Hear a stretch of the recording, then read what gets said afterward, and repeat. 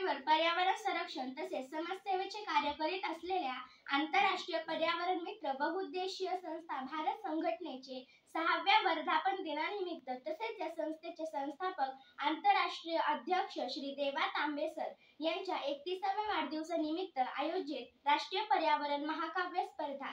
या स्पर्धेत मी समृद्धी Santosh Surve Ahmednagar mobile internet अतिवापर शाप की वरदान या विषयास अनुसरून माझी स्वरचित कविता सादर करते। माझ्या कवितेचे नाव आहे मोबाईलचे दुष्परिणाम।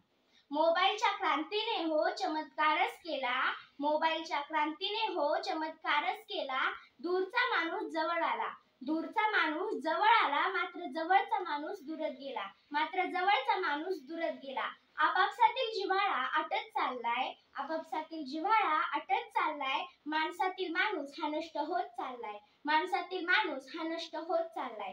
दूरच्या नातीला आजी आजोबा नेटवर भेटणार, दूरच्या नातीला आजी आजोबा नेटवर भेटणार, त्यांच्या प्रेमाचा स्पर्श त्यांना कसा अनुभवता येणार, त्यांच्या प्रेमाचा स्पर्श त्यांना कसा अनुभवता येणार। सुख दुःखातही कोणी राहीना सोबती, सुख दुःखातही कोणी राहीना सोबती, शुभेच्छा व आदरांजलीही मिळतात आता स्टेटस वरती, शुभेच्छा व आदरांजलीही मिळतात आता स्टेटस वरती। नाही राहिली आपुलकी नाही आपलेपणा, नाही राहिली आपुलकी नाही आपलेपणा, सगळे असूनही नुसता वाटतो पोरकेपणा, सगळे असूनही नुसता वाटतो पोरकेपणा।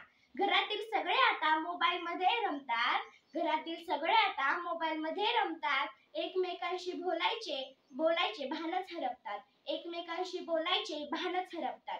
मोबाईलच्या क्रांतीने हो चमत्कारच केला, मोबाईलच्या क्रांतीने हो चमत्कारच गेला, दूरचा माणूस जवळ आला, दूरचा माणूस जवळ आला, मात्र जवळचा माणूस दूरत गेला, मात्र जवळचा माणूस दूरत गेला।